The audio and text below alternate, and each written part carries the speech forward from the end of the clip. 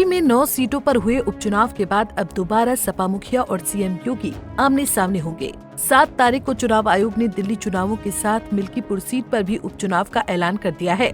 UP में मिल्कीपुर में 5 फरवरी को वोटिंग होगी और 8 फरवरी को नतीजे घोषित होंगे। नामांकन भरने की आखिरी तारीख 17 जनवरी और नामांकन वापस लेने की आखिरी तारीख 20 जनवरी है। यूपी की मिल्कीपुर सीट समाजवादी पार्टी का गढ़ रही है, तो वहीं लोकसभा के चुनावों में यूपी से मिले जख्मों को शायद ही बीजेपी भुला पाई होगी। ऐसे में मिल्कीपुर सीट का चुनाव अब साख बचाने का चुनाव बन गया है।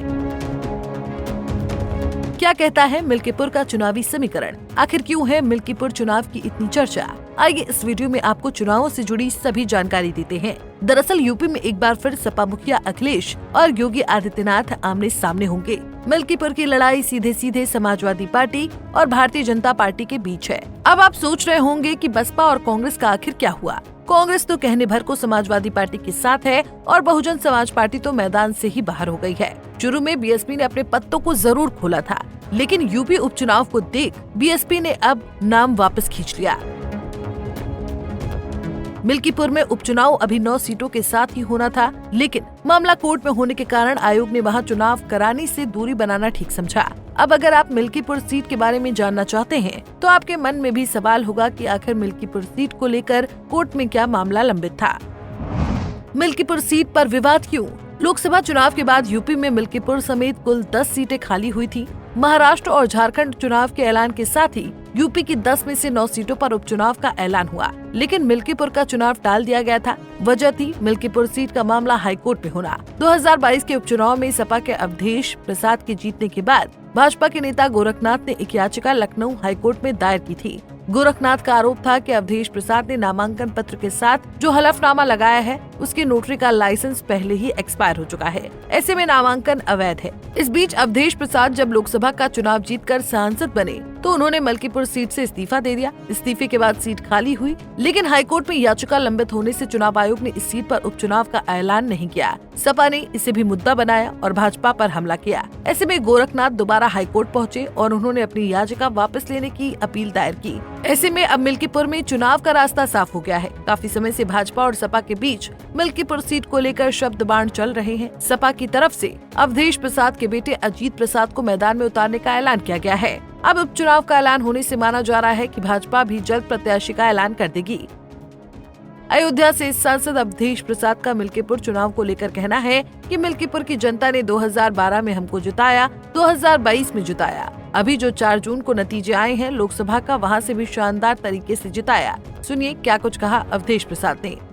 प्रभु श्री राम की धरती को प्रणाम करता हूँ और मिल्कीपुर के देवतुल्य मतदाताओं को प्रणाम करता हूँ, धरती को प्रणाम करता हूँ, जिन्होंने 12 में हमको 35,000 वोट से जिताया, 22 में जिताया और अभी जो जून में 4 जून को नतीजा निकला है लोकसभा संसद का, तो उसमें भी मिल्कीपुर फैजाबाद संसदीय क्षेत्र में वहाँ से भी शानदार वोटों से जिताया और पूरे देश और प्रदेश और सारी दुनिया में पार्टी का और मतदाताओं का सम्मान बढ़ाया।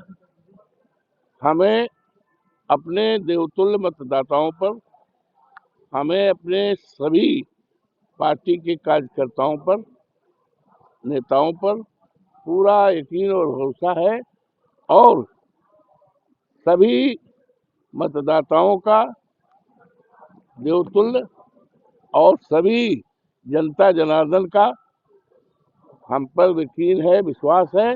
बहरहाल अयोध्या से सांसद का चुनाव जीतने वाले अवधेश प्रसाद का इस सीट पर बोलबाला है। अवधेश प्रसाद के बेटे ही मिल्कीपुर से सपा उम्मीदवार है। ऐसे में बीजेपी अभी भी अयोध्या से मिली हार को पचा नहीं पाई होगी। ऐसे में अब मिल्कीपुर सीट का चुनाव प्रतिष्ठा का चुनाव बनकर रह गया है। बीजेपी जल्द इस सीट पर अपने उम्मीदवार का ऐलान करेगी। ऐसे में ये चुनाव योगी एंड पार्टी के लिए आसान नहीं होने वाला है, पर इन सभी बातों में इतना तो तय है कि आने वाले मिल्कीपुर के चुनाव में बीजेपी और सपा अपना पूरा दमखम झोंक के मैदान में उतरेगी। Bureau report, Punjab Kesari. हमसे जुड़े रहने के लिए हमारे YouTube चैनल को सब्सक्राइब करें और नई वीडियो की नोटिफिकेशन के लिए बेल आइकॉन को दबाएं।